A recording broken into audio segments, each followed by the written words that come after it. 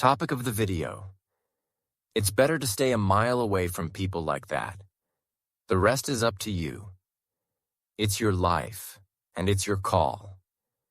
I can only warn you against thoughtless actions in order to save you time, nerves, money, and energy.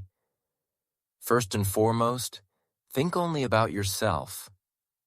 Ask yourself, is this beneficial to you? And only then think about someone else.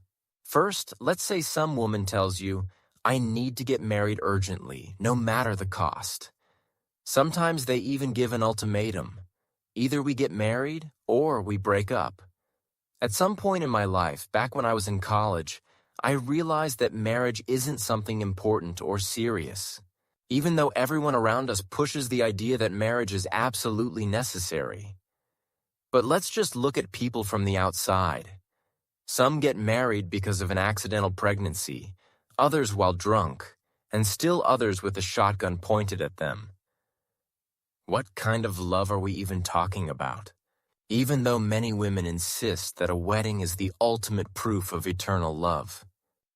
But then, for some reason, that same woman often files for divorce after 6 months or a year and a half, 3 years at most, telling the man that she simply made a mistake in her choice. Sure, maybe that kind of thing works in fairy tales, but in real life, you could just think it through. If a couple truly loves each other, why do they need to prove their love to the whole world, to their relatives, to some third party, to their friends? They're perfectly fine as is. At best, this is something only women need, so they can later legally divide, or rather, take away their husband's property. The only thing I don't understand in this whole system is this.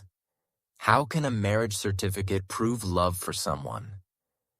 The measure of love has always been actions, not just this one single act of a man dragging you to the registry office, but many. I'm very glad that more and more men are finally opening their eyes and realizing that the registry office isn't really needed at all. Of course, I'm not going to convince anyone. We all decide for ourselves. But on the other hand, it's a real shame to realize that some women just don't get it and still try to drag a man to the registry office, sometimes even setting conditions. And the second type. A woman who understands that movement is life. I'm not talking about sports at all. I'm talking about those active types who are known in every club at every party. She's always standing in the front row. At first glance, you might think, yeah, that's cool, especially when you're young and she's young too. With her, you'll have fun going to clubs, hanging out, instead of just staying home. This position is always deceptive.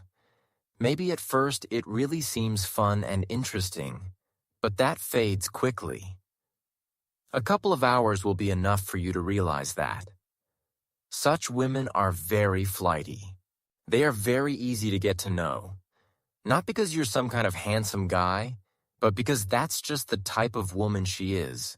While you're thinking about how to impress her or just minding your own business, she'll keep going to clubs in search of new acquaintances, because she's used to always getting that dose of excitement from clubs, parties, attention from other men, and so on. A woman like that, re-educating her or changing her ways, well, that's probably not going to happen. Don't even bother trying or hoping. Don't waste your strength, time, and energy on it. Hoping that she'll somehow mature in a future relationship, that's not worth counting on. You might think, well, if we have a child, she'll become a great mother. No, she'll still be out partying and meeting new people, and later on, she might even end up cheating on you. And again, that's not going to feel very good for you. Also, you shouldn't choose a woman who only needs your money, not you yourself. She's actually very easy to see through, to figure out whether she wants you or just your money.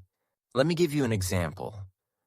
A woman once told me that a husband should come home once a month, ring the doorbell, hand over the money he's earned, and then immediately leave again to go make more money.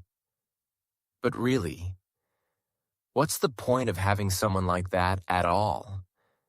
And what is all this for? For eternal love? I don't think so. I hope this video helps you to make the right decision. See you in the next video.